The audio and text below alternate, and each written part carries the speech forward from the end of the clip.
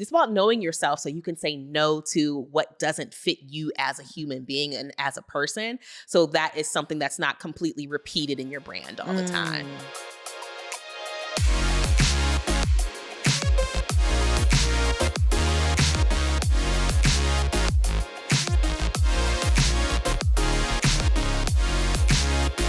Welcome back to another episode of Seven Figure Educator Podcast. My name is Dr. Erica Jordan Thomas, and I am your host. I'm a former teacher, former principal, Harvard grad, and full-time entrepreneur running a seven-figure education consulting business. Today, I am thrilled to introduce to you the woman behind my up level and my very own brand and some of your favorite campaigns that have come out of my company, the Mecca Gamble McConnell. She is the founder of the creative agency Indigo Creative. She is everyone's favorite photographer and creative director. She is the person behind the lens and the creative teams for so many of your influencers and branding campaigns. She lives for capturing the lifestyles, legacies, and celebrations of women of color and coaching learning photographers. Let's welcome Mecca to the podcast. Thank you so much for being here. I'm so excited for this conversation because I think lots of people are going to be able to gain some nuggets and gems from who you are and your story.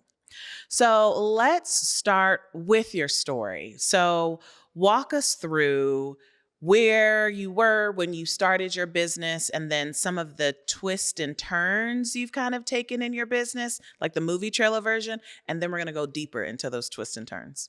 Okay, so now I have to decide what part of my story, is worthy of the starting point. I knew that I always wanted to work in television. I loved the production of television. I wanted to be Oprah. I loved the news. I loved cameras. I loved speaking in church.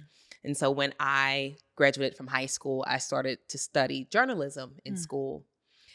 I was one of those students who experienced the recession in 2009. And so it took me a little bit longer to graduate from school. And when I finally graduated or was about to graduate, my last semester of school, I took a photography class.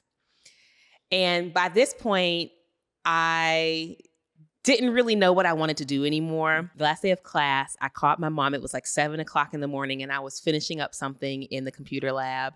And I called my mom and I said, you know what, Mom, I'm going to be a photographer. And in my mother's true fashion, she was like, okay, Mecca, that's nice. Go ahead and do that. But I was serious. So when I graduated in December, January came and I couldn't get a job. I was applying for all these different jobs outside of my industry. I was applying for temporary work, and the places that I really wanted to work, you had to know somebody to get in. And so I said, you know what? Tumblr was a thing. Instagram just started to become a thing. I had a blog called Mechanisms where I had a camera. Oh, Mechanisms. And I was just taking pictures of the beauty products that I loved. You have a couple old videos out there on YouTube if anybody cares to look them up. So I started my photography business. It was called In Loving Color Photography. I started taking pictures of my friends, of my dog. And before you knew it, people were asking me to take pictures of their weddings. And my first wedding was in October 2012. And shooting weddings is like riding a roller coaster. You decide when you get on that first time whether or not you want to keep doing it, or you say, this is going to be the last time riding this. And I wanted more. Hey there, I'm just popping in real quick because I want to make sure that you know about my free community that I have specifically for education consultants to be able to network, to be able to get access to resources. If you got a question about your business, even if your question is just like, where do I start? If your question is, yo, this client said this thing, how are other people handling it? I have a community for you and it's completely free. So if you go to the show notes and click on the link for my free Facebook group, Get Launch Consulting, and request to join, then we're going to be excited to have you a part of our community. So head to those show notes, click that link, and request to join our group. And around the same time, I had finally gotten a job at an advertising agency in Pittsburgh. I'm originally from Pittsburgh, Pennsylvania. I had gotten a job at one of the advertising agencies there, and they moved me here to Atlanta. the following year, and I said, you know what, I'm going to do this for real. So I got serious about being a wedding photographer on the weekends, and during the week, I was an assistant slash building or not building manager, what's it called when office manager? Office manager. Mm-hmm. Yes, I'm the office manager of the agency in Atlanta. And so I was doing that full time and shooting weddings every single weekend and building my clientele here in Atlanta from Instagram. So that was back when the algorithm was, you post something, people immediately saw it. What I did was I was really strategic about getting in people's DMs. I would find couples. I would go to all these wedding shows, and I built my clientele by doing a lot of free shoots. And before you knew it, I was booked every single weekend.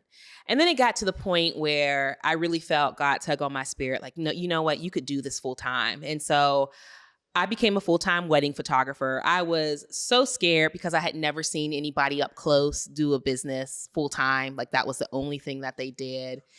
And one year after the other, one foot in front of the other, I really built the successful wedding and family business until one day I was like, wait a minute, I don't think I love this as much as I thought I would, because I had given up my life for shooting and photographing everybody else's lives. I was working, during the week, I was editing pictures, shooting engagement sessions, shooting family portraits. And on the weekends, I was at everyone's weddings. And so I just found myself in a really rough patch in my life where I was physically tired all the time.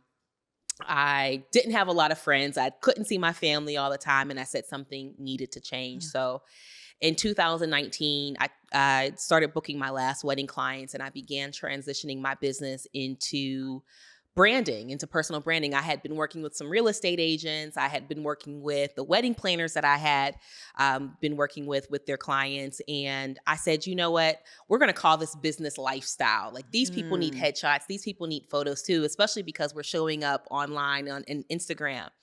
And honestly, I was just in the right place at the right time when the pandemic happened and everyone needed to market themselves online and digitally. I really started studying personal brand photography. I really started studying personal branding, my background in advertising, being a waitress, having customer service jobs, being the office manager at an advertising agency, specifically seeing the work, understanding how branding and marketing and advertising all play a role to work together. Those really benefited me when it was time to really do this thing for real. It's so interesting because I knew a few of those points of your story.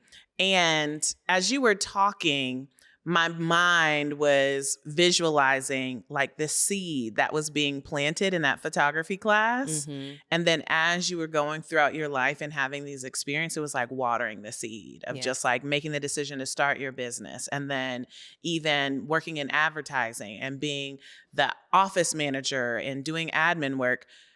As someone who is your client, I'm like, this is the most organized creative I have ever met. Because most creatives are a hot mess and disorganized. They do great work. Right.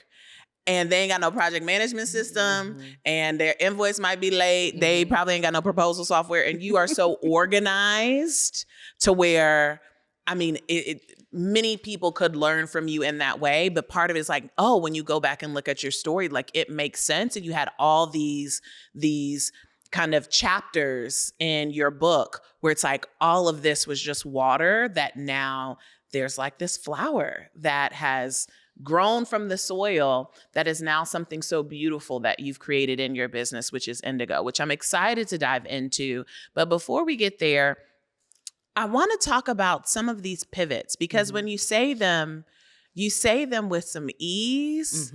And I'm making the assumption that they did not feel easy in the moment. First to say, I'm going to be a photographer. Right. And then to say, I'm going to do weddings while I'm still working.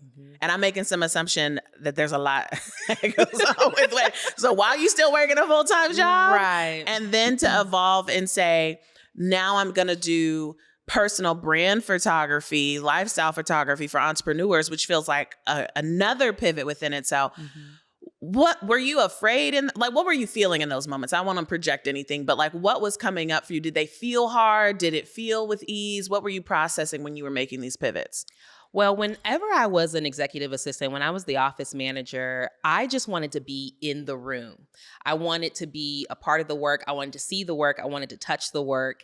And I was so good at my job that I never got, the promotion that I was hoping for. I was there, 3 years, and I never got to actually be a part of the work. Mm-hmm. And so I had to make a decision for myself that I still got to be a creative, even though God had me here right now. And I used to go home crying all the time, like, God, they're never going to let me get off the phones. They're never going to let me get off the computers. I'm always going to be here at this desk. But God was like, I'm preparing you for something. And even though that was such a small voice at that time, I heard it. And that waiting season that you have to go through to get from one place to the other is something that I don't think a lot of us recognize as God's preparation for us.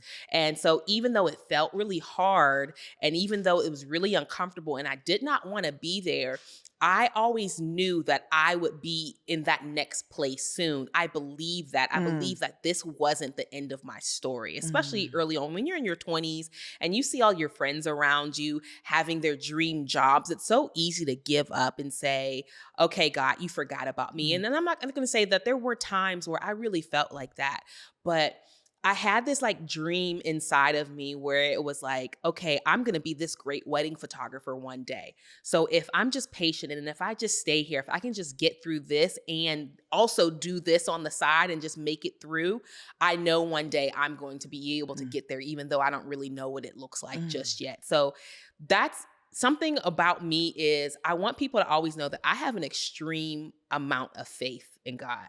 My faith is what I want to be remembered by, not necessarily my work. Like the work, yes, but I want when people say my name to say, Mecca, you know what? Mecca has a lot of faith. She always knows that God is going to take care of her in the next season.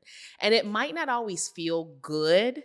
It might actually really suck and feel bad. And you might lose things and people in that waiting season. But I have an extreme amount of faith that the vision that I have in my heart, the vision that God gave me is going to come to pass. And so even though it's not easy to pivot in all of these different directions, I know that I'm going to be okay because I just have an extreme amount of faith. So when I left working at the agency, when I left being an office manager, that was the one mistake that I made was I went and got another job, but I thought it was in my field. And I knew the first week that I was there that it wasn't for me, that I was being disobedient because God had told me to go full time and I wasn't quite ready yet. And I was afraid and I overstayed my welcome there until like God was like, okay, are you going to listen to me and jump or are you going to do it your way? And so it's just putting one foot in front of the other and really increasing my faith and my capacity and understanding that I know who I am and God is going to continue to lead me in the right direction if I keep abreast of what it is that I say that I want. And sometimes you're going to make those wrong turns, but you're always going to get back on that right path again. And so once I hit a goal, once I've done something, it's like even with weddings, I was like, okay, I've done everything I could do here. I'm ready to move on. I don't want to be in the box of just being one thing for the rest of my life. I truly believe that everything that I do, everything that I have accomplished is leading me directly into who God is calling me to be next. Like all of these tools, all of these skills that I have learned with every job or with every pivot has led me into the next thing that he has called me to. I tell people I can be a waitress and still use my gifts. I can go be a zoologist or whatever it is and still use my gifts. It's really an innate voice that I hear. It's God's voice in me. And I'm like, okay, I can recognize that as God's voice telling me to move in a different direction. A few of the things that were coming up for me is because when I think about you, I think about the personification of run your own race because you are so obedient, like to whatever you are feeling, whatever you are receiving in terms of what is meant for you. I've been able to observe the high level of obedience in which you operate with in your purpose and your mission. And I think what's challenging for people is listening to the voice, it's like, and being obedient to it. And from what I know of your story, sometimes that obedience means saying no. It's like, it means giving up things. It means the pivot. And sometimes with the pivot, it means leaving some things behind. I would love to hear you talk about an example of a time when you were obedient and you listened to the voice, you made the pivot, and it required you to give something up. What was that thing, and how did you be obedient? Right? I immediately go to being at the top of my career in wedding photography. I was full-time wedding photographer. I mean, I'm booked to the like to the point where you have to schedule me a year out in advance. I can charge whatever I want to charge. I have a full support team. I have the assistants. I have, I have everything in place to continue to be a great wedding photographer. And then one day I woke up and I decided, I don't even like what I'm doing anymore. It feels like work. It feels like a job. And even though I really love my clients, I've done everything that I said I was going to do within this range. And it just so happened that at that time, I was also in a business coaching program. And I started to realize the thing that I loved most about wedding photography is I loved seeing Black women happy. I loved seeing Black women exude joy. I loved when she put on her wedding dress and she was just ready to take those portraits and those pictures. And then I was like, wait, I get to create portraits that her children, her grandchildren, her grandchildren's children will get to look at one day. I get to be a part of her history. Let me do that for women in business too, so I can be a part of their legacy. I can create those photos that when their story gets told, people see those portraits. And so I really started to pay attention to how personal branding was shifting more into the digital space, especially online. And I just happened to be at the right place at the right time when the pandemic happened. And having the knowledge that I had about branding and marketing, I was able to really hit the ground running whenever we were allowed to go back outside and take pictures again and shoot people and really help create a lot of my clients' personal brands. And so if I had not been obedient, if I was still taking on weddings, if I, was questioning what I know God had told me to do, if I was then asking everyone around me at the time what they thought that I should be doing instead of listening to that small voice inside of me, it's time for you to go in that next direction, I think I would really be struggling right now, or my business wouldn't have been as successful as it was, or I wouldn't know the people that I know now because I would just still be waiting to work on the weekends instead of work when, it's convenient for my client or for myself. This feeling of enjoying and finding affirmation in Black women's joy, I'm obsessed with that. And it makes so much sense because in my experience of working with you, I'm like, Mecca thinks so differently. And her eye is different. And hearing you say that, I'm like, that's the difference of the way in which you view your work is beyond a picture. It's beyond a photograph, to the point. I remember the first time I had engaged with you during our very first consultation. And this was probably it was either 2020 or early 2021. Yeah. And I remember the questions you were asking me were around my marketing message. They were around what words describe my brand, wanting to understand the pain points of my target client. I was I was just wanting to get some pictures. And I was like, oh, okay. This is different. You were like, what words, when your clients see these images, what words do you want them to start thinking about? And I was like, wow, this is really different. The way that she's approaching it is not what I anticipated, and to the point of where I was in my business at the time. We were about $500,000 in revenue. So we were in a position to invest in up-leveling our marketing, which we're going to talk about here in a second, marketing and branding. But I was now at the place to finally be able to put words to our marketing and to our avatar. And you were a big part in helping me think through that. And so I want to use that as the segue to talk about your most recent pivot, because I remember even in that moment of engaging with you as a client for brand photography, I'm like, but this is more than pictures. like she is forcing me to envision the next level of me and myself and my company.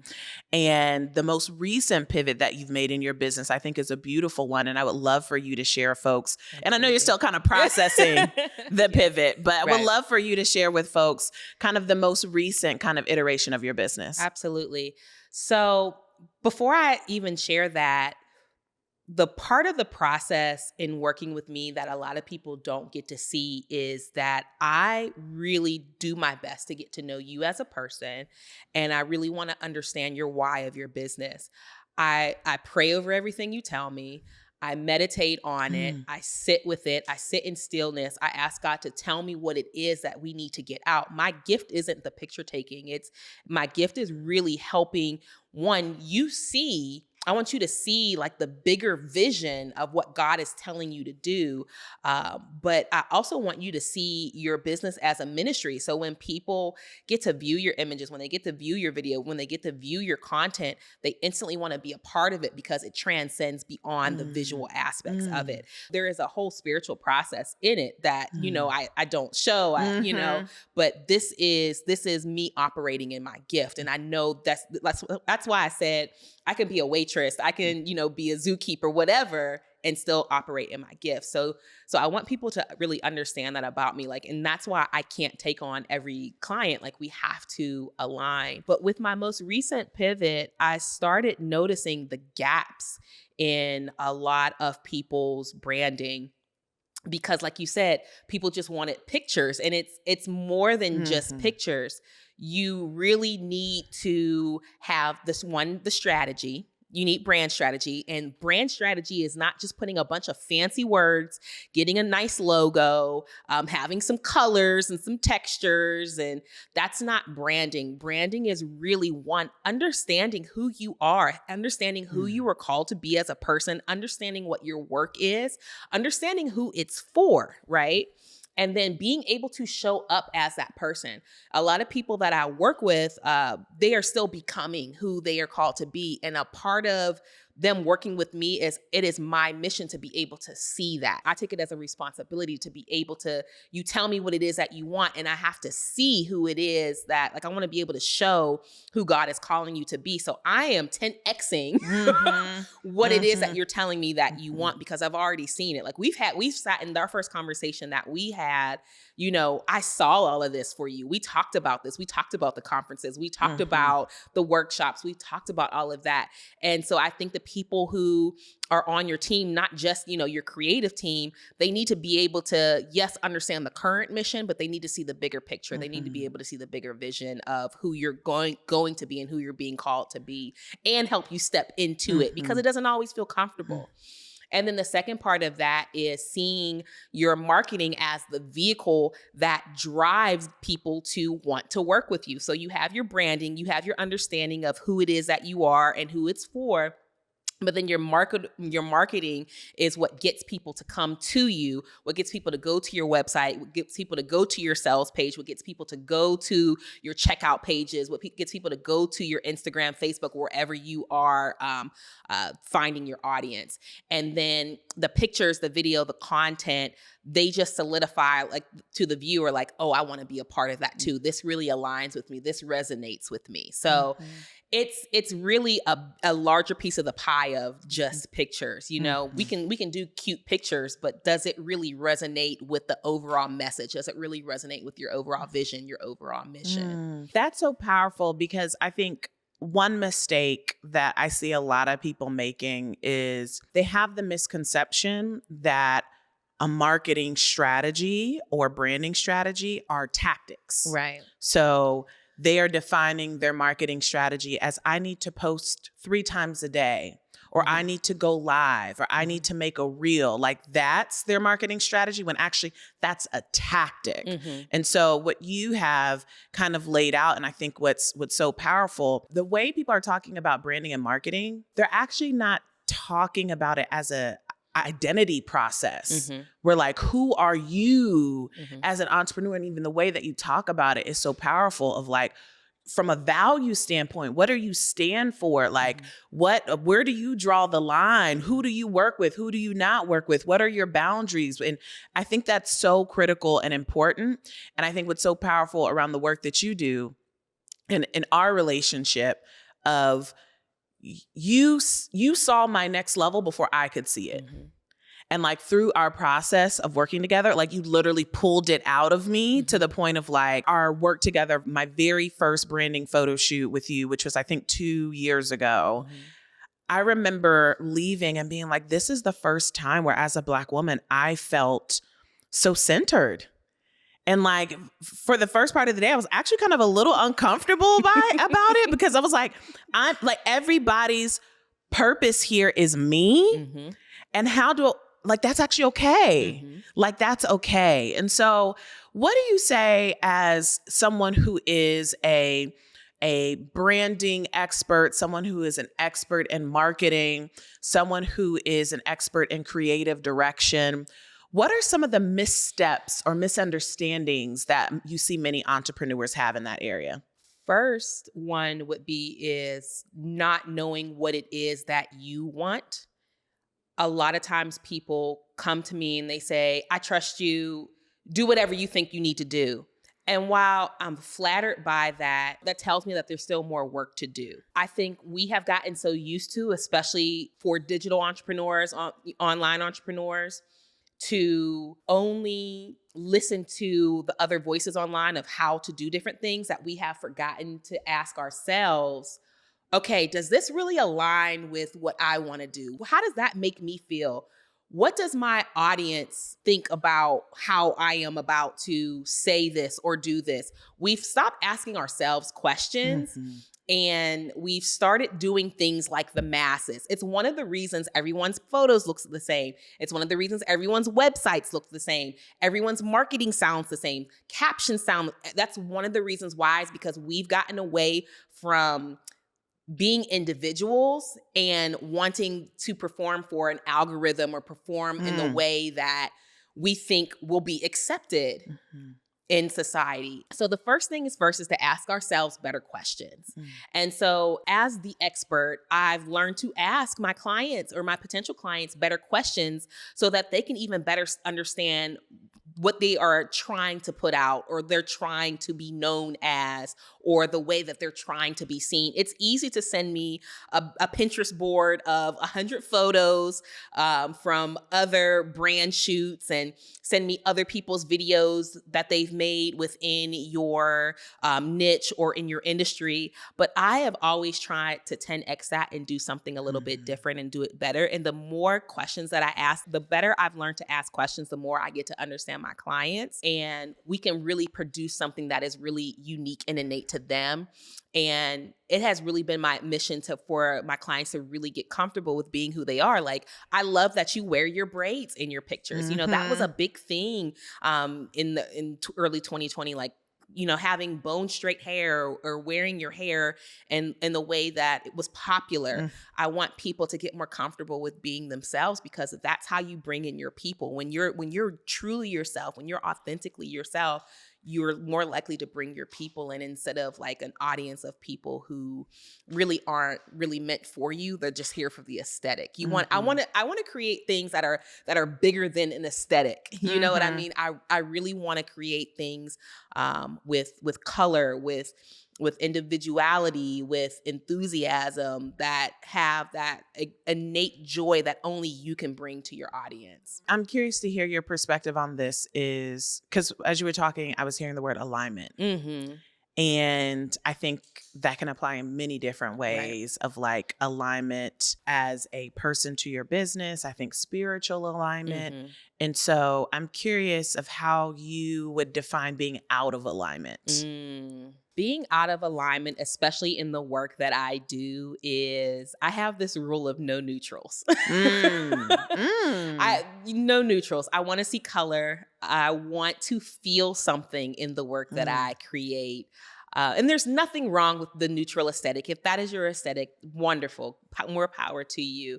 But I see so much beige, going on in a lot of people's branding. I just see a lot of the same.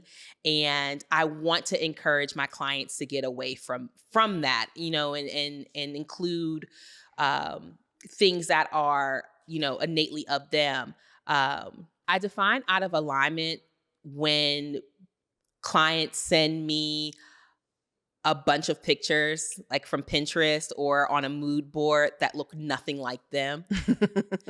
When I was a wedding photographer, me and my friends used to do this thing where we would search stuff like family photos or wedding photos, and the photos would look nothing like us. There would be no Black women, no Black families. And so we were really intentional about creating portraits and uploading portraits that looked more like us. So whenever people send me galleries and things that don't look like them or aren't true to what they tell me their brand strategy is, or true to what they tell me their mission is, I already instinctively know, like, this isn't you. Like, you're sending me this stuff because this is what's popular. This is what's hot on the scene right now. And you want to be a part of that scene. And there's nothing wrong with that. But it's really important to be true to you and stick to who you are. But there has to be some stillness that happens in the middle of that so that we know, this. We can say, this is who I am and this is who I'm not. So if it doesn't feel good, if you're uncomfortable, like say, for example, that you don't like wearing heels. Girl, my whole team knows. You know that you don't like wearing heels. Now imagine if every time we did a shoot together, you were wearing heels. We could see that on your face. Right. Like, I don't want people to be forced into doing something just because that's what everyone else is wearing red bottoms. So you feel like you have to wear red bottoms too. The more you are of yourself, I can be like, girl, you know what? I don't wear heels either. Thank you for giving me that confidence that I can take off my heels and put on a cool pair of sneakers too. So it's about knowing yourself so you can say no to what doesn't fit you as a human being and as a person. So that is something that's not completely repeated in your brand all the time. What has your process been of knowing yourself? Whew.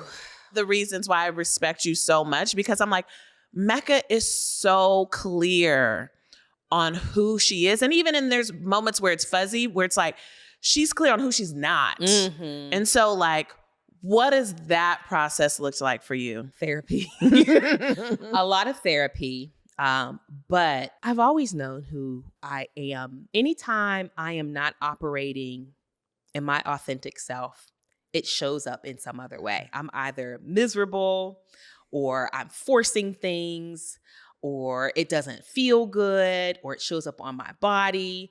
And that has always been my way to determine I'm not on my path. Having a very spiritual connection to God, to my ancestors, to my family, I have always known that I was going to be something great. I just didn't know what it was. And that's like really where that fuzziness came from, really what I struggle with still. Cause I still feel like I'm growing into who I'm called to be. Like, this is just the middle of the story. We're on chapter 15, you know what I mean? But daily I practice prayer and meditation. Daily I am setting the intention to be a little bit better than I was yesterday. Daily, I am cultivating more and more self-awareness. And recently, I've learned how to rest and be still. I had to learn how to do that. And in my stillness, in my resting, I believe that I am able to hear the voice of God inside of me about what my next moves are. And I'm learning that being patient is really the key to getting to the next step. Because so many times, we want to rush the process of, let me go ahead and hire this coach, or let me go in and work with this person, and let me read this book, when really God just really wants your full attention and wants you to be still. And in my stillness, I have cultivated a deep sense of self-awareness, and learning how to approach the next steps in my life. Anytime there was a next step that I needed to take, I'm like, okay, this is God's way of telling me, take some time away, take a step back, and really sit still and hear his voice. So prayer and meditation has really been huge for me, and really learning how to feel my feelings. Like, I think that's something therapy has taught me more of recently in the last 2 years, whether or not something makes me feel good and something makes me feel bad, and just fully sitting in those feelings of, okay, this is a direction I want to go in. You know what, this is something that I need to take a step away from. So really learning more about feelings. Therapy, reading has been huge, and vibes. Just Come on, vibes. Just going off of vibes. I believe that I am trustworthy because I trust myself. And yes, I don't get it right every time. Yes, sometimes I make my mistakes, but just being curious enough to trying different things, even if I don't get them right, has really cultivated a huge sense of self-confidence for me. Ooh, so good. Tell us about Indigo. Okay, yay. Yes. Indigo is my new company, my new agency. Indigo is the color of wisdom and intuition. And just because, like, I you can clearly see that I feel everything. I'm incredibly intuitive. And so I wanted something to outlast me, outlast my name. And my brand designer, Sugar, helped me name the company. And when she gave me the name as one of my choices, it felt so right. Like, I really wanted something that was an emotion, that was a feeling that you could see. I've always loved color in my work, and the color indigo is all about perspective. And, you know, some people see it to be more blue, some people see it to be more purple. It's somewhere in between. And I just love the emotion and the feeling that it evokes. And then also from an ancestral point of view, getting into a little bit of history, indigo dye was something, you know, making indigo was something that was brought over by the Africans who came over to America. And what a beautiful way to honor them, and to talk about being able to company call your business something that has been used as a currency for so long. So it just felt, the minute I heard it, the minute I saw it, I was like, that is it, because it gives me the opportunity to grow into something instead of just being one thing. The agency, the creative agency, it allows me as an artist to get paid to think, and not necessarily always to do. And I am on a mission to give the opportunity to other creatives out there who necessarily wouldn't have the opportunity to work on the type of productions that I work in. It's really in a larger grand vision of things, a way for me to minister and to mentor to other creatives, and a way for me to fill all of the gaps that I saw my clients having. So it's more than just photography. We do content, we do video, we do production, we do project management, we do creative direction. The biggest thing that I love the most, that I didn't know that I was going to even really step fully in, is leadership. I love leading teams. I love guiding and nurturing other creatives. I love seeing the project all come together. I love being able to clap and to help elevate the creatives that I work with. I love to be able to cultivate a safe space on set.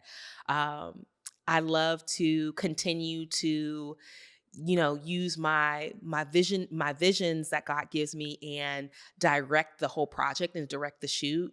But Indigo is my ode to Black women, and making it more than pictures. It's growing into something that I never even saw possible for just myself. There's a bigger vision of creating a company, so that I don't have to do all the things. I can bring other people in who love doing each specific thing, and make it a bigger piece of art. So if you have seen any content from my Money, Power, Respect tour, that was an Indigo project.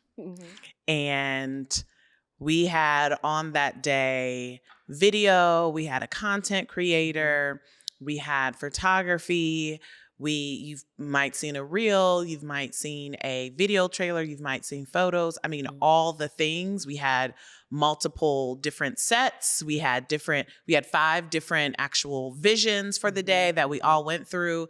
And so I share that as an example that my audience may be aware of the Money, Power, Respect Tour campaign, where folks are like, oh my God, that was so amazing. The feather dress.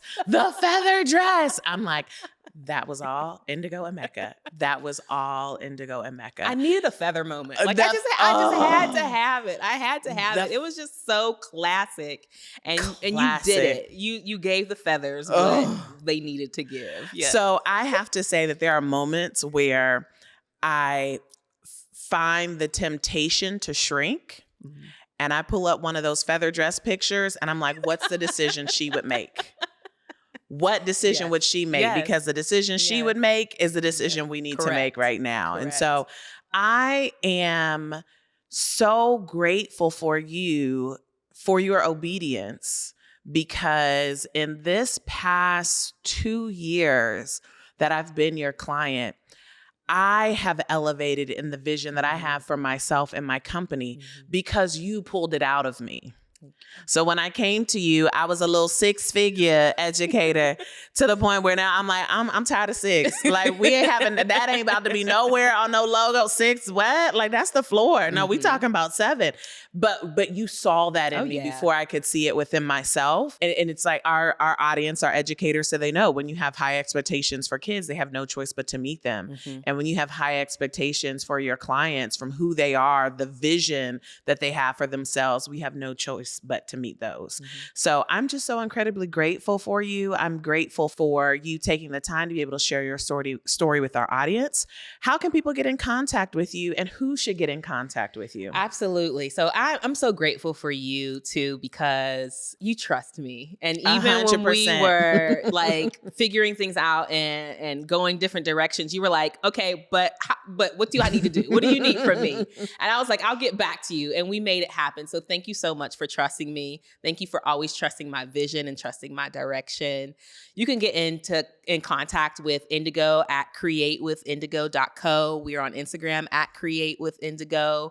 And you can find me online at Mecca Gamble. Everywhere. Awesome. Well, thank you all so much for joining us for this episode. It is my hope that through our time together with Mecca, that you have taken some gems and some nuggets on the art of pivoting. And you've taken some gems and nuggets related to how you should be thinking differently around branding and marketing to be able to apply those to your business. And so that is all we have for this episode. And I look forward to seeing you in the next one.